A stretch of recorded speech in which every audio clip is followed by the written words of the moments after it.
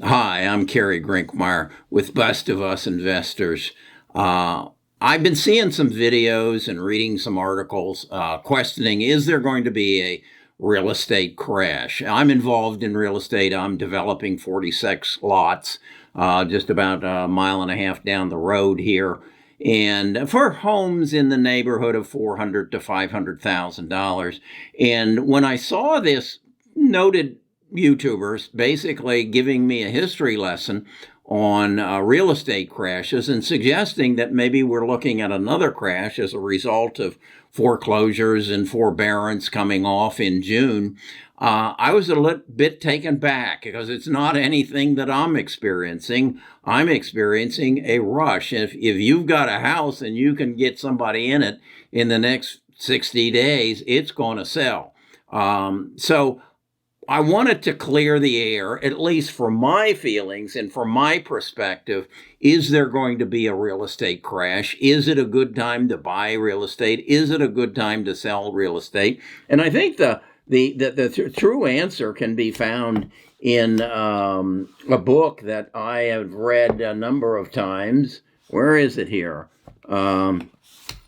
It's The Accidental Superpower, and it talks about the demographics of our nation, and that we've got 79,000 baby boomers between the ages of 55 and 75.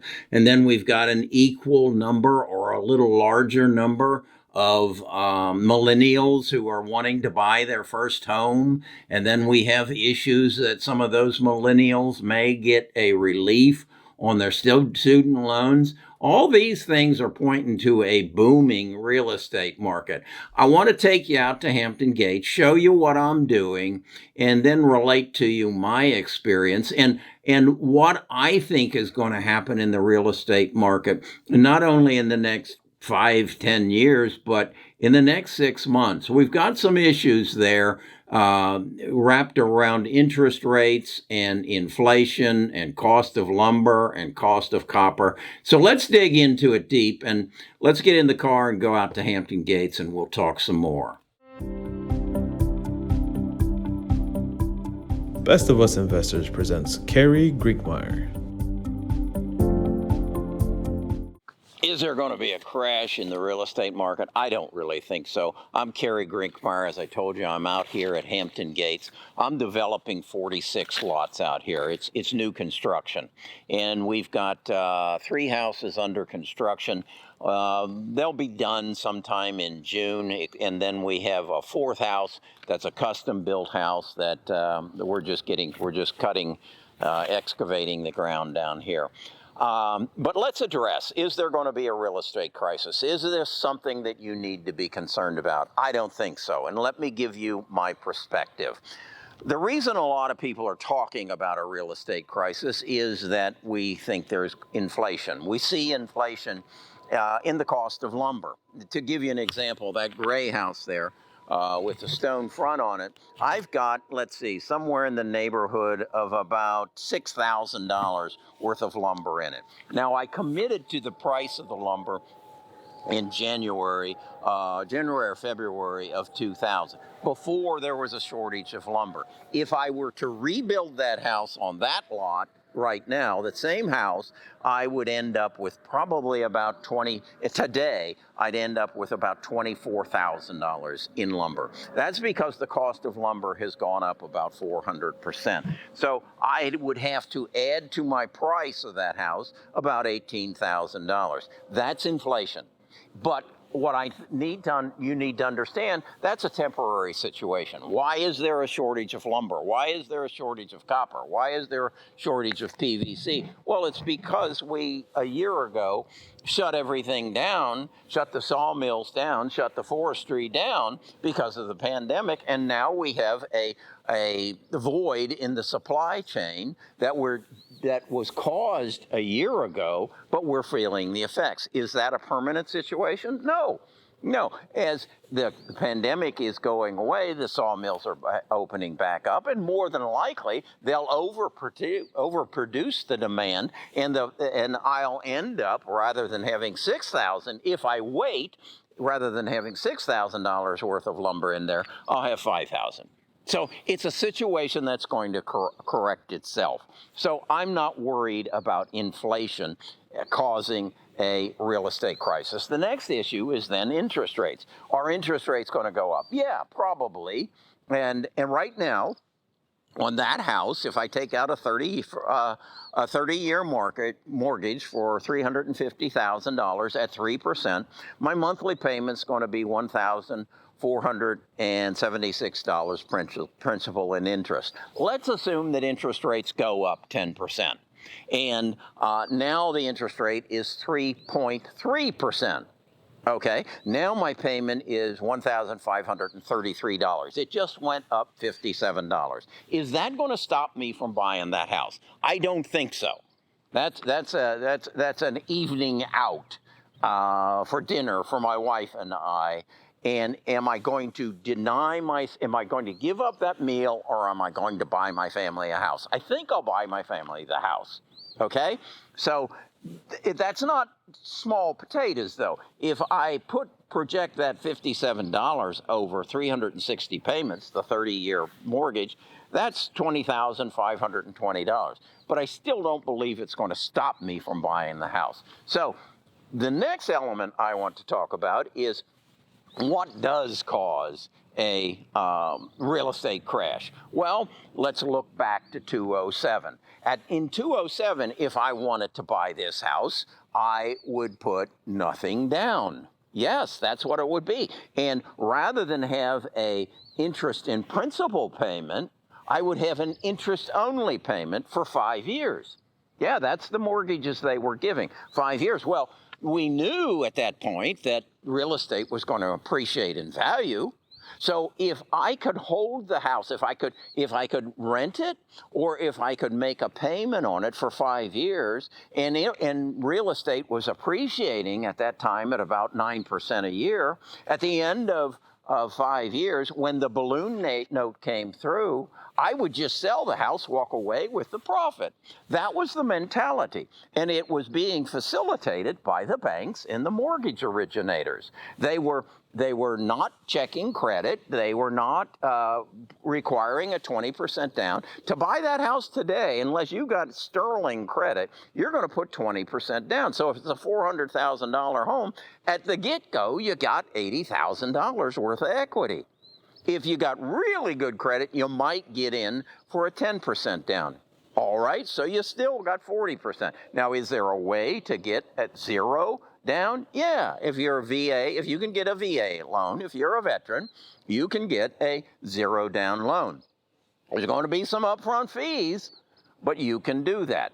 But you're going to have good credit even to do that. So that's the situation that I see in the housing market right now, and why I don't believe there's going to be a crash. And I don't think you should worry about it either. Okay, so let's look a little deeper and say, what about all this forbearance? All these people, and it's estimated to be 2.6 million homeowners that are in a forbearance situation. It's estimated that 10% of them are at least 2 months behind on their payment.